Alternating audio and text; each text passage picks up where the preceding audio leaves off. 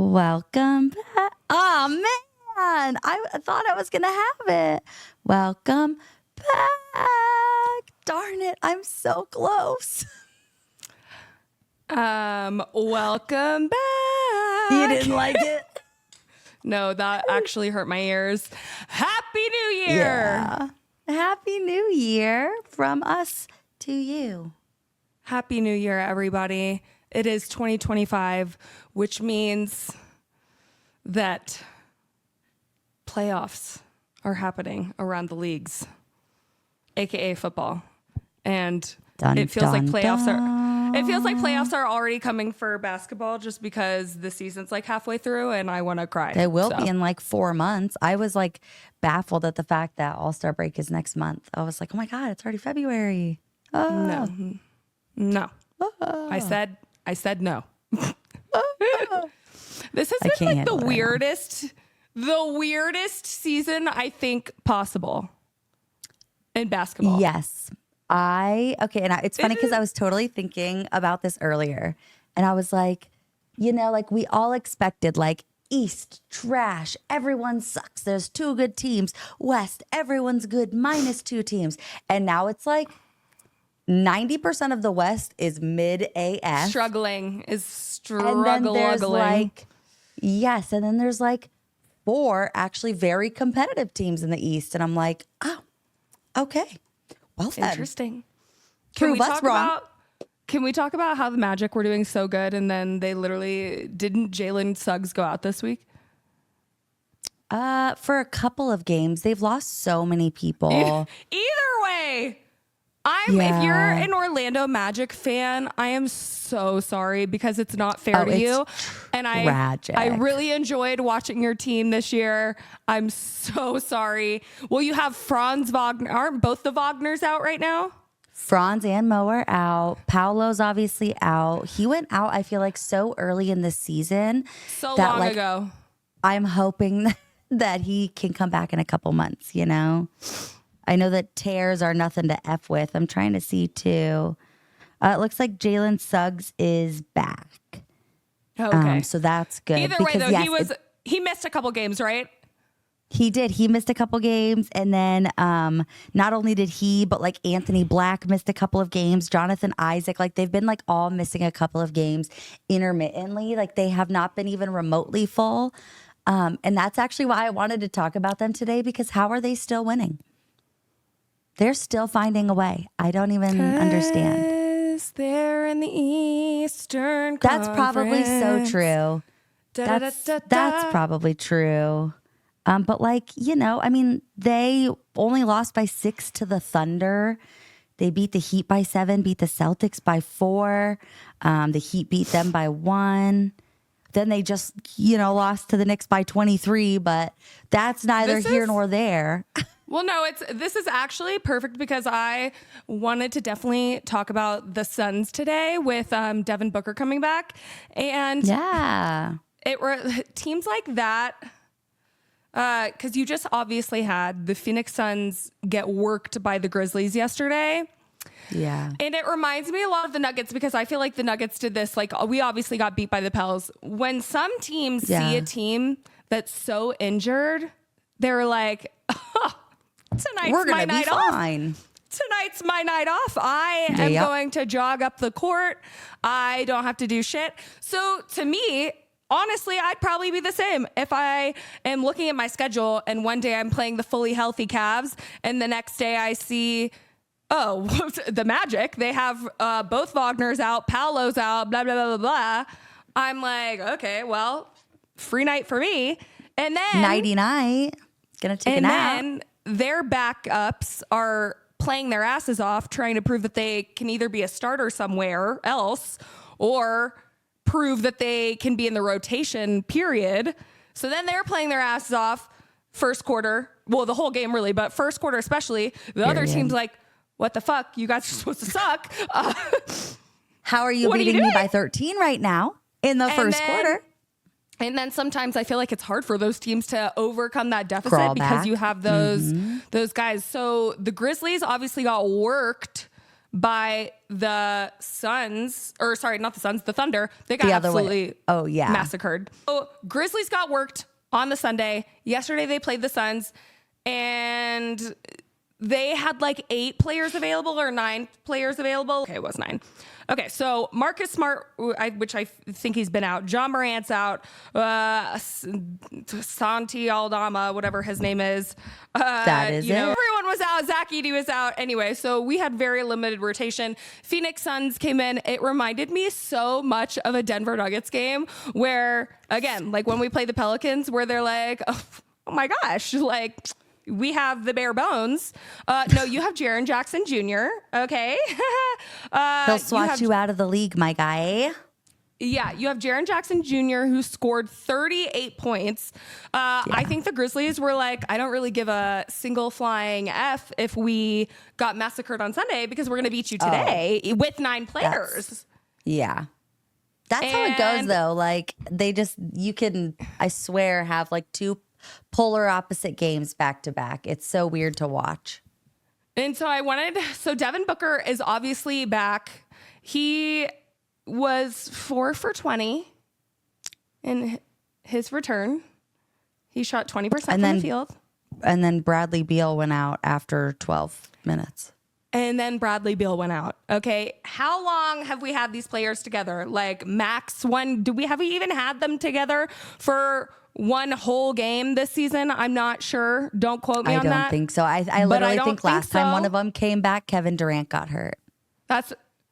So, and I'm like, is it because you haven't been playing well, Bradley? Bradley? Are you pulling an Embiid? Do you need to sit out? Brad? And I wanted so the Phoenix Suns, it was like watching a lot of the Denver Nuggets where they had absolutely no defense in like the whole first half, but especially the first quarter. They gave up 36 in the first, gave up 33 in the second. And then in the third and fourth, they only gave up 22 and 26. And you know, Caitlin, what the difference was? What? Ryan Dunn was not starting and wasn't playing major minutes until the second half. I love Ryan Dunn. He was supposed to be a Nugget, and then we traded for a guy that tore his ACL. I love you, Deron Holmes, but jinx. We could really use some of that defense right now from Ryan Dunn. Yeah. Oh my, he's so good though. And I love that first of all, shame on them for not playing him in the first half a lot. Like, well, Well, it's just, he didn't get the start. Guy. And it's same like how we were kind of arguing with the Nuggets that it looks so good when Russ starts because he brings that energy. And that's how Ryan Dunn, of course, he's a rookie. He's going to make mistakes and he's not perfect, but he brings that intensity and that like desire to try hard every single time. He's a competitor. Yes. He's a competitor. Yeah. He wants to do well and he's in every play. I love to watch it. I love it.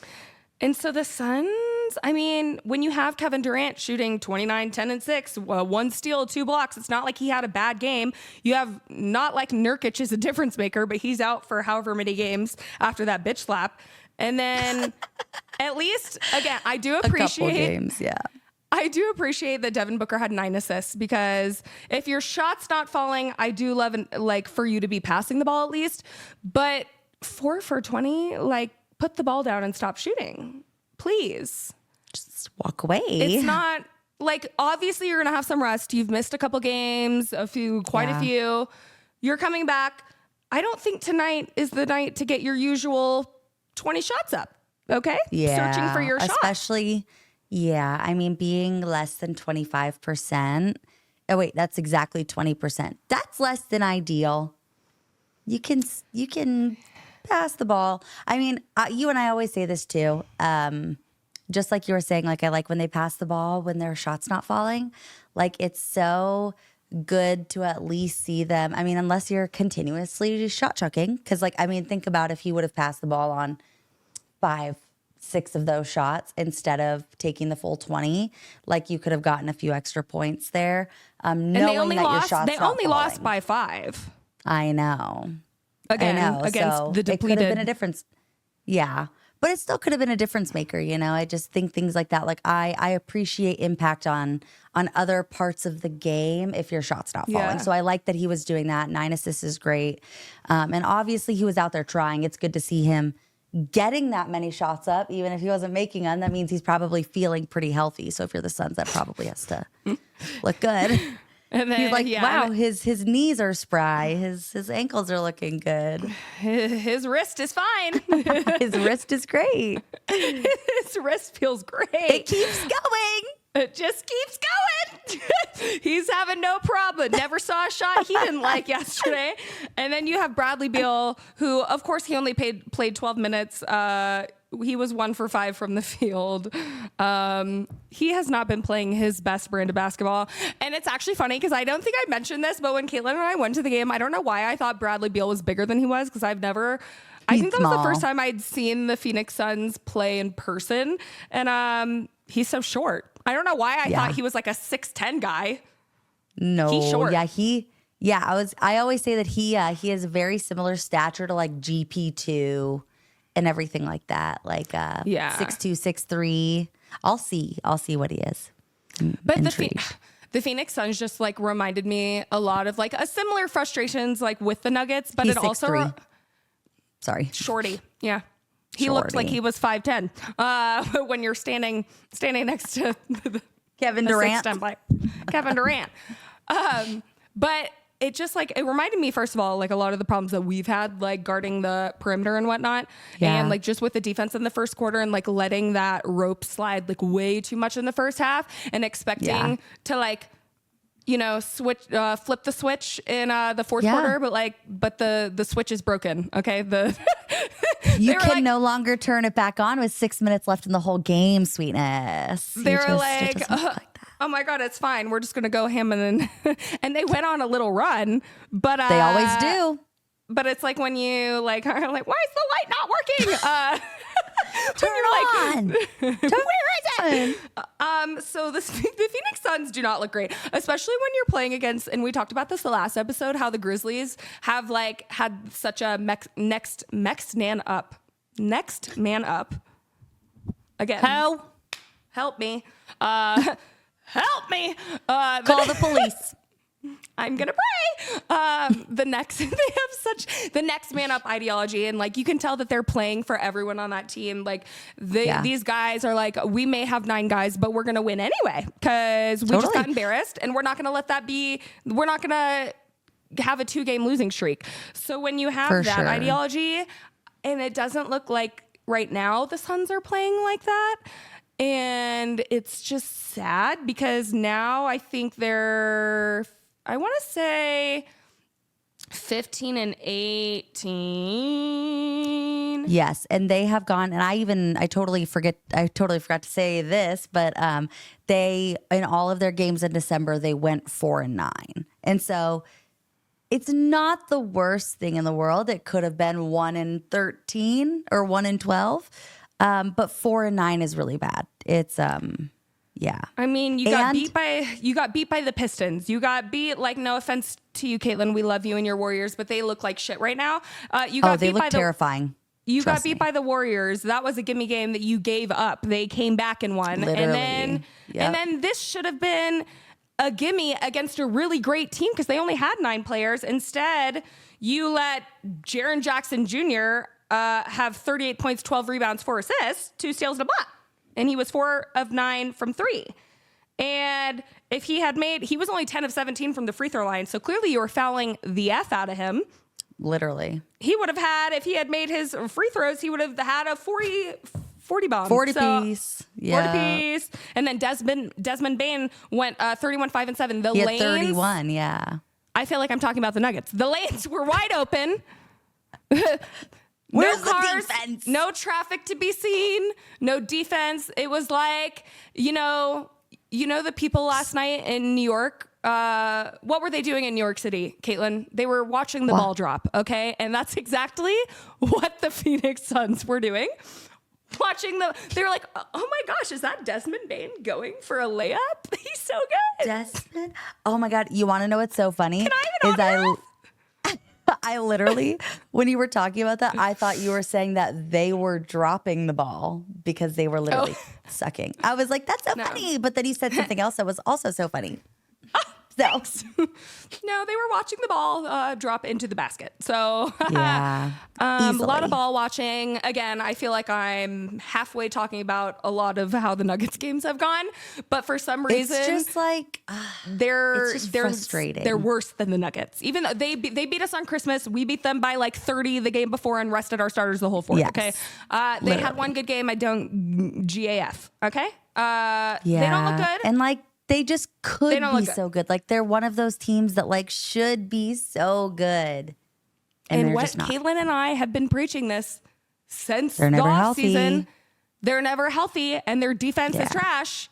Luckily, and like you didn't even know you were going to get that with Ryan Dunn. If like they didn't have him to throw in there and throw some of that effort in, like I don't know, it would be way worse. Way worse. So I'm like at this point, of course, like they're not contenders.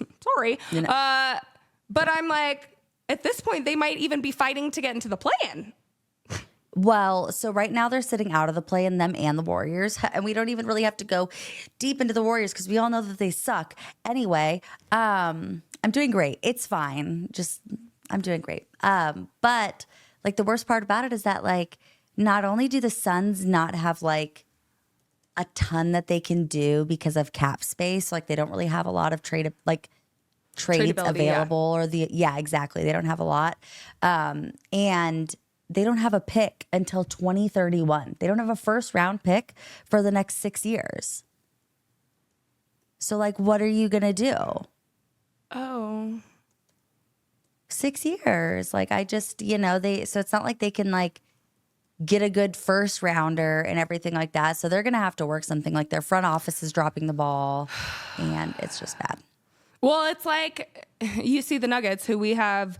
Was it the Lakers that got Dorian Finney or DFS for like a few second round picks and something else, and D'Lo, and then you have us who literally gained nothing by giving away Reggie Jackson with 3 second round picks, nothing in return. So. And then you have the Thunder. And then you have the Thunder who literally have like 5,000 picks left to already trade away an incredible team. And then they literally have like 10 first round picks in the next couple of years. It's insane. Thunder. But yeah, so right now Warriors and Suns sitting outside of the play-in. I did not expect this, especially with how the Warriors were playing earlier in the year. Do you think the Warriors are going to make a trade soon? Yes.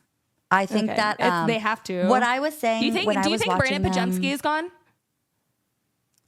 I think that they're willing to include him in packages now. That's what I would say. Like, I think before the season, he was which I understood this. Like, for me, when you see a guy that had a rookie season the way that Podziemski did, and he played incredibly. He was literally the second leader in guards and rebounds. He led the entire league in charges. He was that guy that could give you effort, that could put up shots. Like, he was so good and he was all there. Like, I understood that because if you're the Warriors, you're like, this kid could be like a big part of our future, not our whole future, but a big part of our future.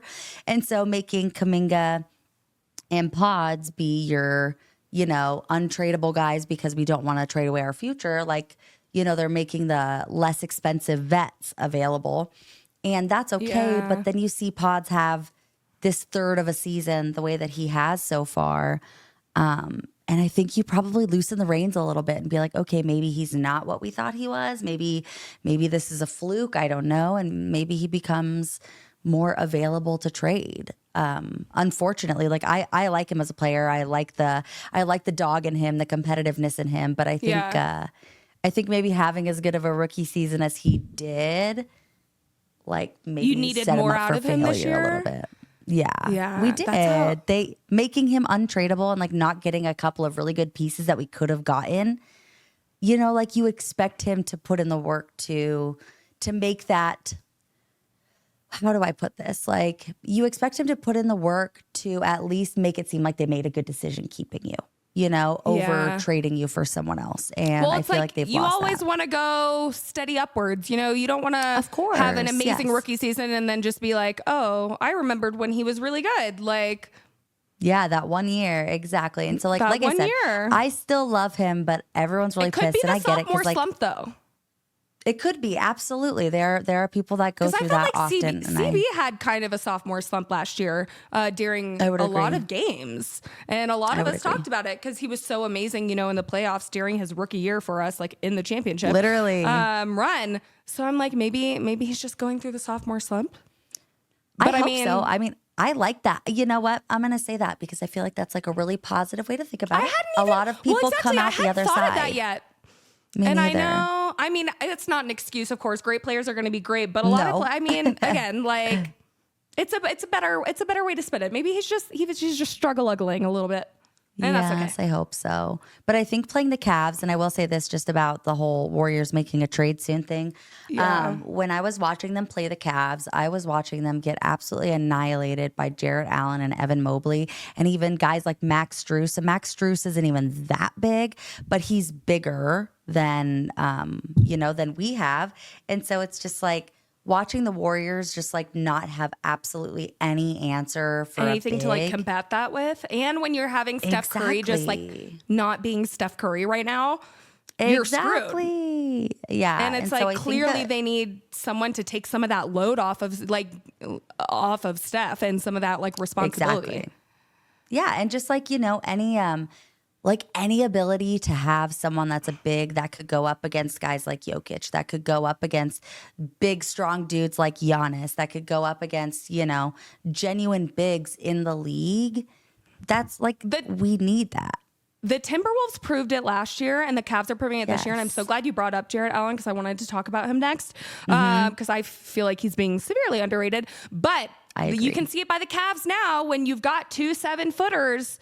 It's hard. You saw when the Cavs played the Nuggets. It's hard. Okay. The Timberwolves were one of our worst matchups again, because you had 2 people to go at a big and combat a big. Every time. Every time.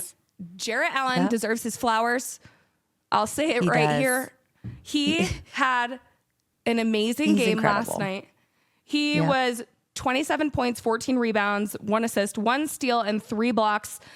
85.7% shooting, 12 of 14 from the field. Wow. Only 1 turnover, only 4 free throws, 3 made. Wow. And this was against Anthony Davis, mind you. Like Anthony Davis, who we were talking about, and he was in the first in the MVP ladder like for the 4 days. Literally though. But I was talking about him. He was incredible that time.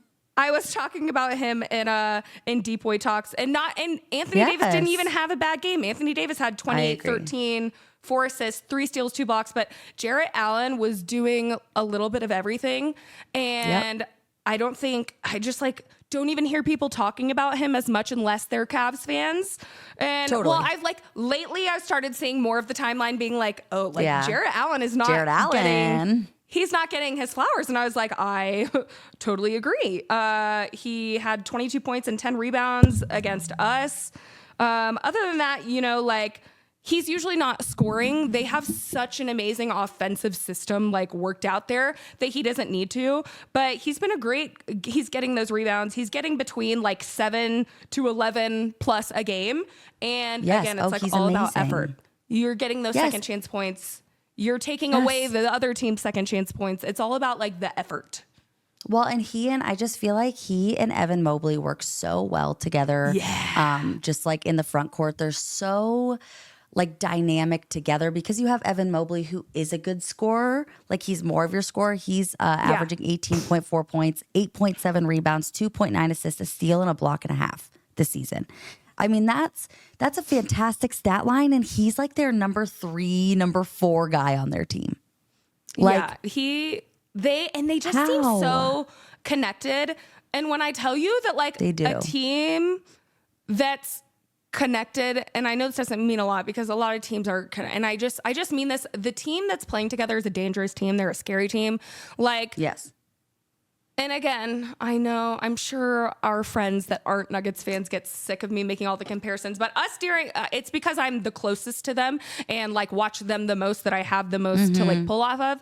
But like the Nuggets during the championship run looked like they were all like when I tell you it was, again, Like, that's how I got people to watch the Nuggets, because I'd be like, just watch how the ball pops. It's like the most fun basketball to watch. Because it's like pass for the best shot. You're not having one guy that's calling his own number. You're just happy that you're winning. And it reminds me of I can't remember which game, and it might have been the first round, when Jamal Murray like looked at the crowd and said, "We're ready for this." He didn't say, "I'm ready for this," which like, you know what I mean? But he was like, "We're ready to win," and that's like what the Cavs are giving me right now. Like, they're giving that we're here for every one of each other. And I feel like Donovan Mitchell has started to really buy into everybody else almost, and he's becoming much more of like a team player. But the Cavs offense has been so dynamic because it's so good. Well, because they can beat you in multiple ways.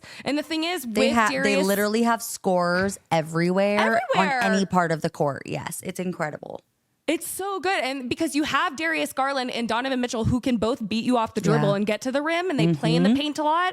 And then if the paint is too crowded, you have three guys that are all threats. Like, so you can kick it out to literally any of them, and all three of them can shoot around the perimeter. It's insane. And if you didn't, like, again, if you're not a Nuggets fan or you haven't been watching much Cavs basketball, the Nuggets played them, a few days ago. And we talked about it on the last episode, but they, Nuggets scored 135. We carved up their defense a little bit. They've had a great defense, but they didn't need it. They were scoring so much. 149, like 149 in a game. And they shot how many threes? They were 47.9%, they made 23 threes. Okay. But the thing is like, they don't have to do that every night. And I feel like that, to me, gives them a little more of an edge over Celtics, because I could see that. Like, I wanted to talk about the difference between them, but I did just want to say, like, Donovan Mitchell, Darius Garland, Evan Mobley, Jarrett Allen, like, their team looks so good right now. I do like, and even Ty Jerome has stepped up for coming in behind Donovan Mitchell, and he's scoring and playing and assisting well. He's great on defense. Like, they have so many guys that make sense, and everyone, like you said, like, no one's calling their own number. Like, the one thing that drives me nuts, and you were just mentioning the Celtics, but in the Celtics versus Raptors game yesterday, someone posted a clip of it, and they were like, "This is why no one is watching basketball." And it's not because of the 3-point shot. I love a good 3-point shot, but running to the 3-point line and shooting and then bricking it and then getting a defensive rebound and then going back and then shooting it and then just doing it over and over again is not fun.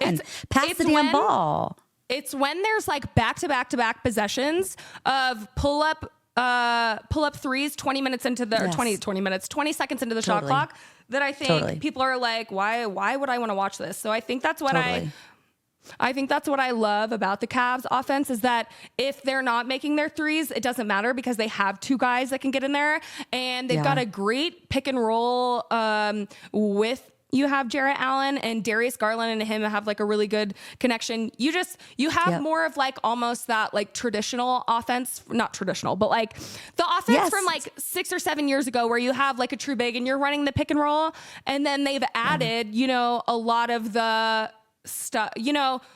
Every team that wins a championship is going to change the game a little bit, because people are going to start playing differently. And they're going to they're trying to chase that team and recreate what they did. So with the Celtics last year, you see everyone this year taking a bunch more 3-pointers. So I like that the Cavs have incorporated that, but they don't rely on it to win. Because I think that's the difference between the Cavs and the Celtics. And again, the Celtics obviously have an amazing record. People get onto us all the time saying they don't live and die by the 3 they won or whatever. Yes, but when they lose, it's usually because they're shooting like 20%, 43, not 20, but like they're averaging, like not averaging, but they shot like 53 threes the other night and made like 16 of them, I think 16 of 53 shots.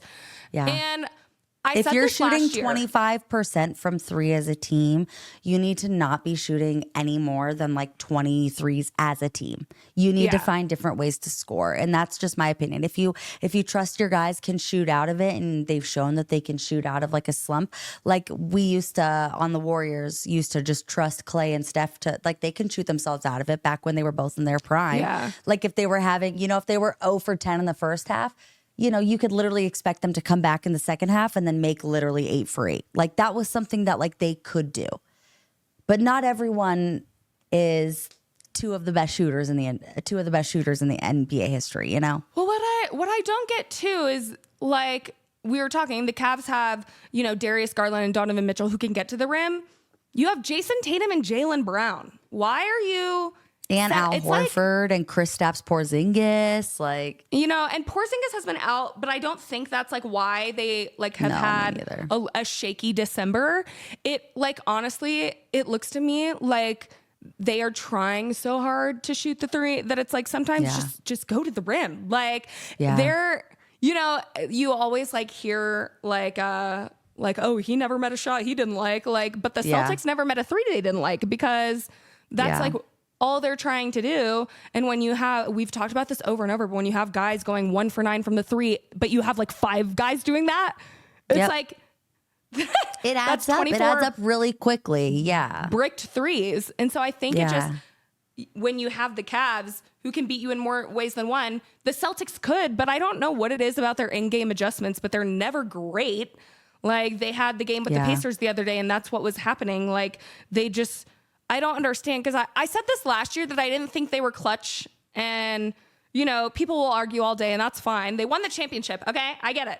But Nuggets and Celtics game last year both came down to the clutch time and the Nuggets beat them in the clutch because again, I don't think that they make the best in-game adjustments because that's exactly with like, you know, 18 seconds left in the shot clock in the clutch against the Pacers. Jason Tatum is like shooting a step back, you know, 24-footer or whatever. And it's you're like taking bad looks, like trying to play hero ball. And it's just not the smart way to play. In the last like 40 seconds of a game, like it just, you're Jason Tatum. Like you're an amazing player. This is nothing against him. I just wish that they would like focus more on telling them to drive to the rim a little bit. Okay. Well, and that's what I was actually going to say is that like, that's one of the things that I really, really like about Jason Tatum's game. And like what I like watching is like when he drives and step backs for like a midi or something like that, or steps back for a midi. Like it's so good. Like that's part of his game that like I love, or like his mid-range shots and the way that he drives and like the way that he's able to finish. I love that part of his game. And when his threes are on, they're on. You know, like that's how their whole team is. Hitting everything, you're fucked. But you're losing by 40 points. Yeah. But when they're not, I don't think they adjust. Like you said, they're not great at making the in-game adjustments. I agree. As was, they played the Raptors, and if they didn't have to score in a single half and would have still won the game. Okay. So again, we're not saying that, the Celtics are bad. Okay, because a lot of y'all like choose to like literally take what we say and run with it in a mysterious way. It's honestly like I applaud you the way that y'all twist our words sometimes. Literally. Well, and one thing that you should know about me and Spencer is that we always talk about that we're women and we view the game differently. And when we're viewing things, we're never like if we're critiquing teams, we're never shitting on them. One thing that we love to do is, and this is actually a reason that I fell in love with the Wizards, as weird as that is that like we like to take teams that are either good or bad, doesn't matter, and I guess like pick out adjustments that we think that they could make in order to make their game better. It's never shitting on them. Like we can literally be like, the Celtics need to be better at in-game adjustments. They'll be like, you guys are just mad that the Celtics are winning. No, we're not mad at all. But why is there so much Celtics hate? No, the Celtics are extremely dominant. We're just saying they lost a few games. Exactly. And we're saying what we saw and what it looks like when they lose, which we know they've only lost like 6 or 7 games.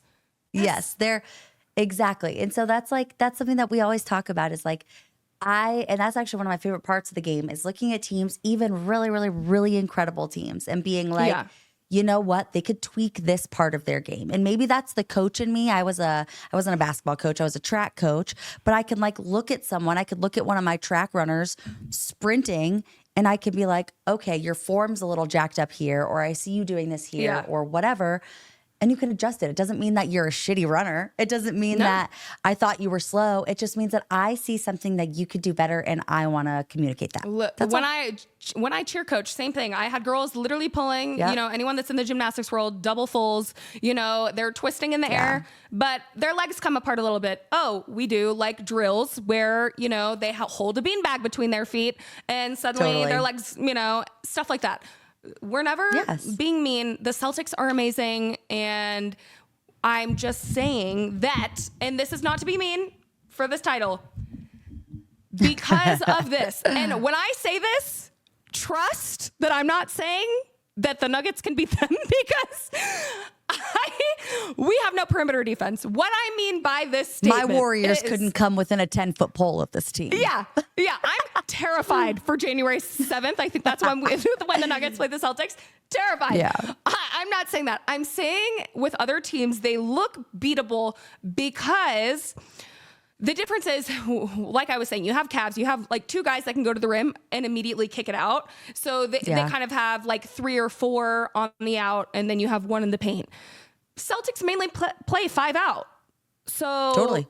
Yeah. If you have a good perimeter defense, Horford or Kristaps is in, then they'll put him in. But that's it. So if you have good perimeter defenders, good defensive guys, I'm interested. The Thunder haven't played the Celtics yet, have they? I don't think so. I could be wrong. I don't think so either. I'll look. I'll be interested to see, because they have a great defense. And so I'm just saying, when you have 5 guys, if you can force them to miss threes, that's what I'm saying when I say they look beatable. Yep. No, and I agree with that. And I think I was watching a couple of post-game pressers and everything like that with what's his butt, Joe Mazzulla. And I love him. I do too. And he so just much. there's He's this girl, so and he really is. There's this girl, her name's Noah, and she's like on Celtics Twitter. I just recently started following her. And I didn't realize she was in like this, she does media for the Celtics. And she asked him a question the other day, and Joe Mazzulla was like, that is the most profound question I've been asked in 3 years. Yes. And so that was her. Her name's Noah. You'll have to find her. Ryan talks about her a lot. Yeah. Hi, Ryan, if you're watching this. But she just essentially, asked him a question about, if it's effort and blah, blah, blah. He's like, well, we're number 1 in literally everything except for like 3-point percentage. So, you have to actually look at the important stats like that and see what you can adjust. It's not our effort. It's the fact that we suck at shooting right now and we're taking bad shots. Yeah. And especially though, she was asking like, do rebounds, come to that? And he was actually like, it kind of contradicted, because we always say it's about effort. And he said, I think it sometimes comes down to connectedness too. You know what I mean? So it was actually interesting to hear Joe talk about that. And he was like, I'm so glad you asked that. He was, it was so like, cute. I love him so much. He's literally the funniest that's coach like ever. The most normal response I've ever seen from him. Okay. Moving on. We had, again, I know for all you haters that it was just against the Jazz. Okay. But this is the first time in franchise history, this is pathetic, that the Nuggets have beat the Jazz in Salt Lake both times in the season. Woo-hoo! 2 times, baby. Give it up. I think we only have to play them one more time, because I think they played. We already have. You and I went to. Yep, you and I went to that game. They played in Denver, and they've already played in Utah twice, and we won both. I literally can't believe it. And again, I know it's against Utah, but it's important to win games that you're supposed to freaking win. The Phoenix Suns have not been doing that, so you have to do that. And in every sport, you have games that you should be guaranteed to win. And if you don't win those games, then you look dumb. Then you look silly. We had Russell Westbrook with a perfect triple-double. 100% and no turnovers, baby. 0 turnovers, baby. 16, 10, and 10, and 4 steals. I love Russell Westbrook, and I always have. Sexy basketball. I love him so much. And this is for all you haters that said he would already be in trade talks in January or February. He's not going anywhere, okay? If Jokic can't fix Russell Westbrook, no one could, okay? But Jokic is the GOAT. And here we are. I love his energy. He's meant so much more to this team than I ever thought. Like, again, we were missing that vet energy off the bench. And of course he's been starting because AG's out, but we were missing that so much after we lost Ish Smith and Jeff Green, and the guys loved them, and they were so good on our team. And it's so good to have Russell Westbrook start for us some games. He's been so good. Just the energy, and he literally the steals he's been getting are insane. He is always trying to poke the ball out. No, Always. he's literally, yes, I was going to say like he has such quick hands and his precision when it comes to like pickpocketing people is incredible. And he does it so effortlessly. And I think that even just like his regular amount of steals that are recorded doesn't even tell the whole picture because it doesn't really talk about like all of his deflections too. Like he's great at deflecting the ball or even when he pokes the ball out and then the offensive player like still maintains possession after he poked it out or like gets possession back or whatever. So I don't think that they even tell the whole picture. Like he's even better than the stats say, and his defensive presence and like you said, like that vet presence and energy has just been so good for the team. And I love him. I've been excited about it. He's my sixth man of the year vote. And he's looking like it. He's been so good. And then so I think this was like the first time since like 19 something that two teammates on the same team had a triple double. Jokic, 36 points. 1992. 22 rebounds, 11 assists, 4 steals. And then this was a great game from like all of our starters. Jamal Murray, 20 points, 4 rebounds, 10 assists, 2 steals and a block. Christian Brown, 20 points, 2 rebounds, 2 assists, 2 steals and a block. I think Christian Brown's all 20 points came from dunks. That's probably true. I think he beat the franchise record for most fast break points that game. They were saying that he needed. That's hilarious. They were saying that he needed one more shot and then he got fouled. But then other people said he did break it. So I'll have to find out. Interesting. And then Michael Porter, 21 points, 6 rebounds, 2 assists. P. Watt, 13 points, 4 rebounds, 1 assist. He had a great game. I wanted to shout out Jamal Murray because he clearly watches U Sports. He was dishing and diming. Kaylin and I said, please pass the ball. And he watched our episode and he said, oh my, I got you. I will literally pass the ball for you. And he early in the game was facilitating that half court. Okay, if you didn't watch this game, if you're not a Nuggets fan, you're still watching. He had a half court lob to Peyton Watson where he literally was like screaming at him. And it was the face was so good. And at first it was just cracking me up because of the face and he was lobbing, but I didn't realize how far the lob was. He was like back court. At the logo. Yeah. It was wild. He was so good at facilitating. Jokic was in his facilitator mood early. Our defense was still trash. We gave up 37 in the first quarter, as we do. It never ends. That's the one thing that I'd love to see. Like I think they said the easiest schedule moving forward. We play the Hawks tonight.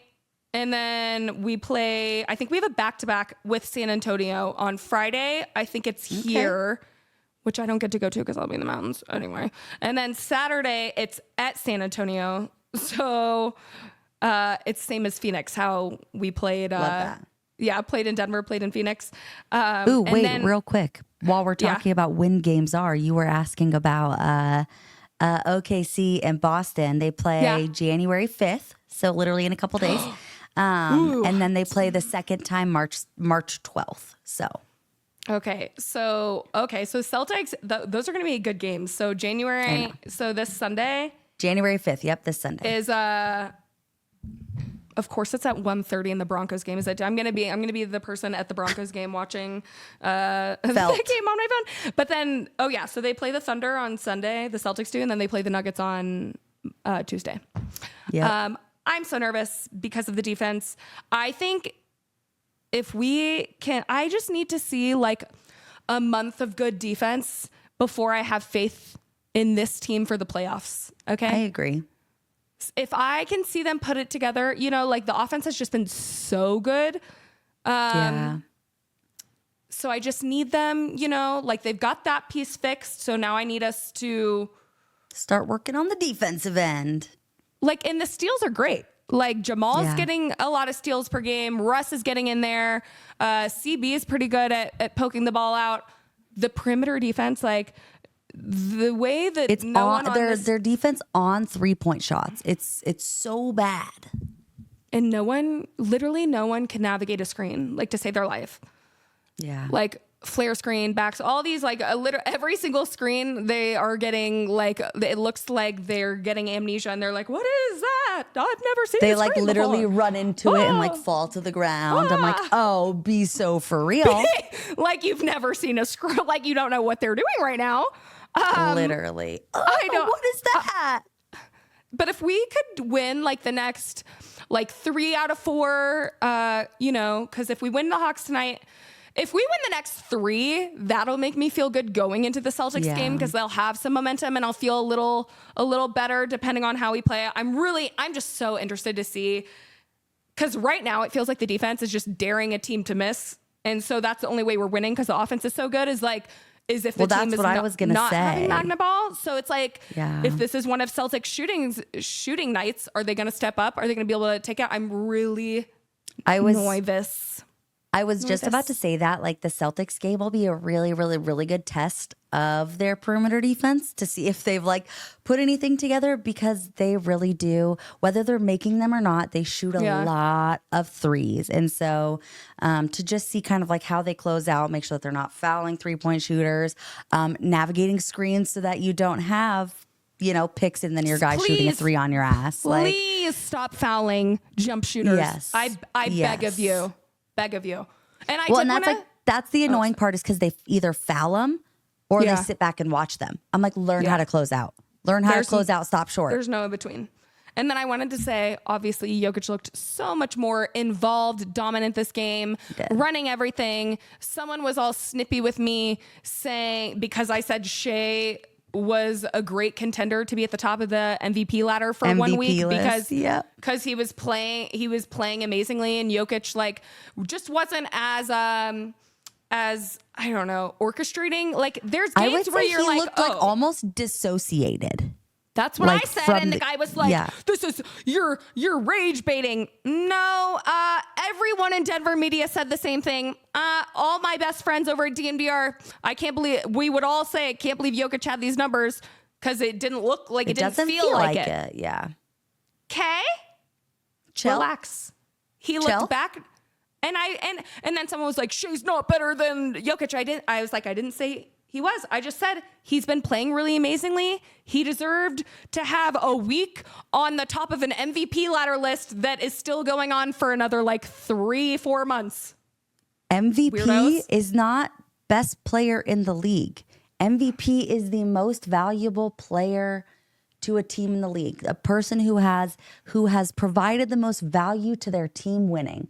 And that's why a lot of the times they do look probably at like the top 6 seeds, because they're going to look at those and they guaranteed playoff it updates teams. Every week.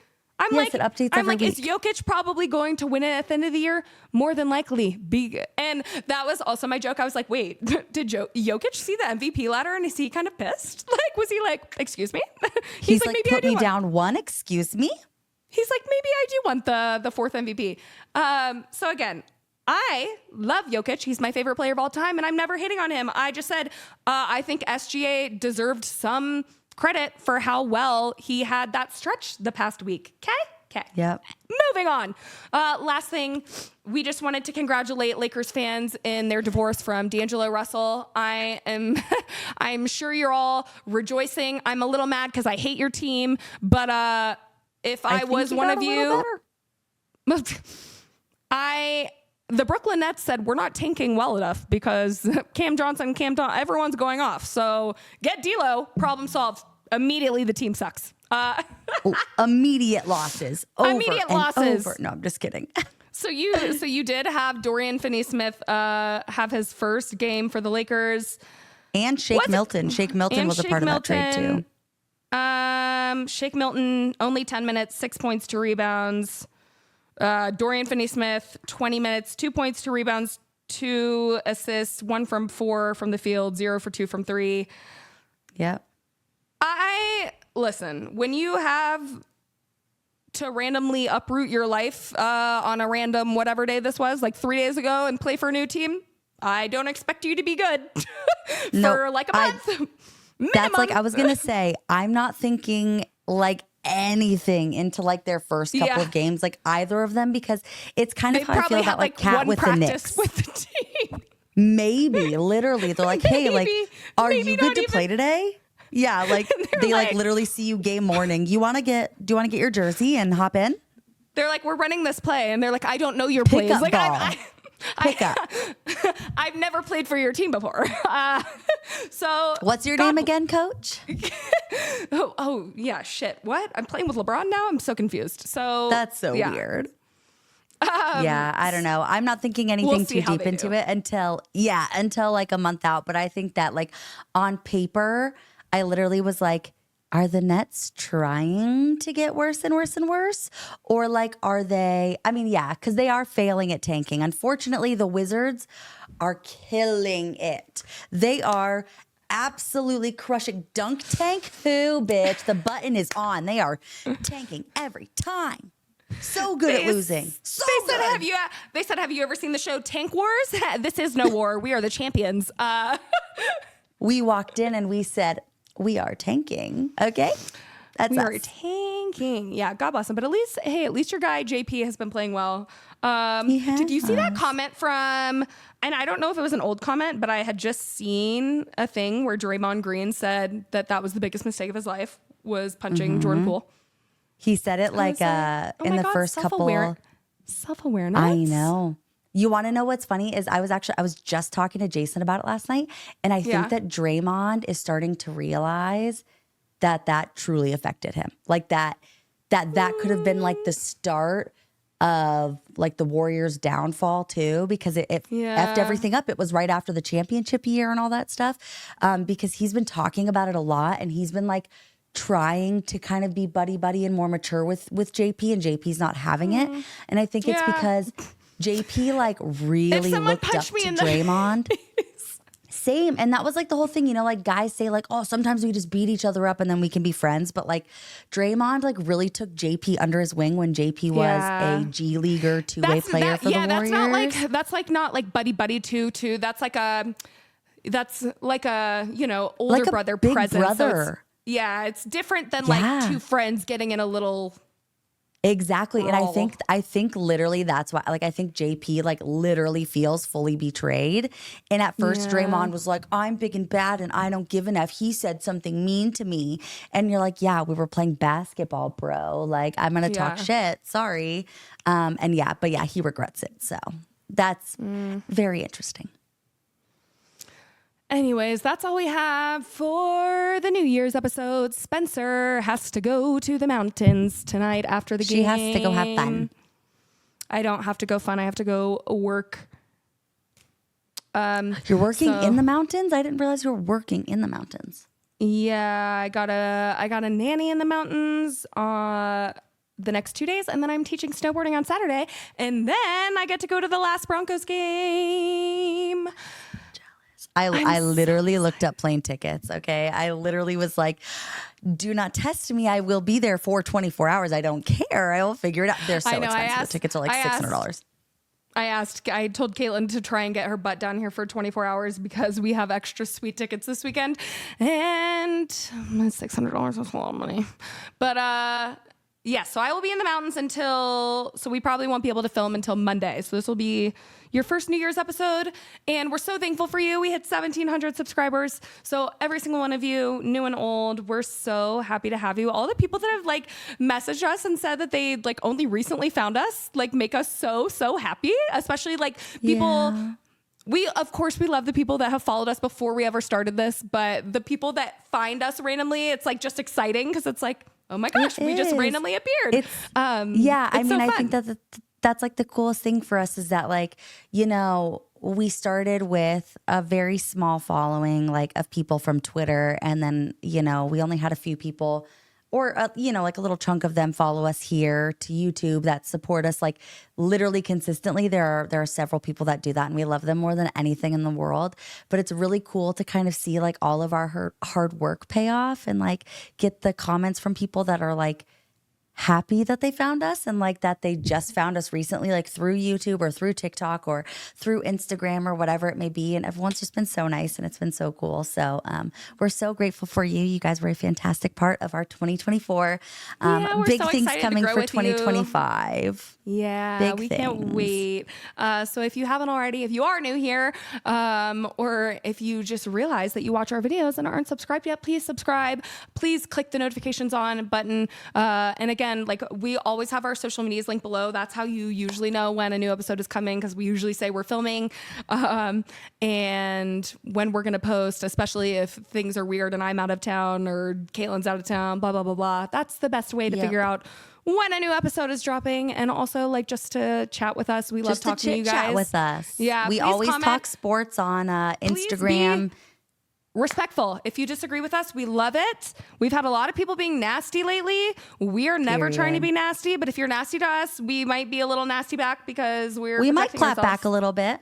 We might clap back. We might square up like Jordan Clarkson. But be nice. Like, we love when people are like, if all you have to say is be like, actually, like, I disagree. I see it this way. Mm-hmm. Yeah, we love that, because then we're like, oh my gosh, like I see exactly where you're coming from. So yeah, and then let me explain my side, and then we can have an actual discourse without calling me names. We both will cry. Every both day. of us will cry. So please don't be mean to us. We love you guys. We're so thankful for you, and we're so excited for 2025 with you. Bye. Friends.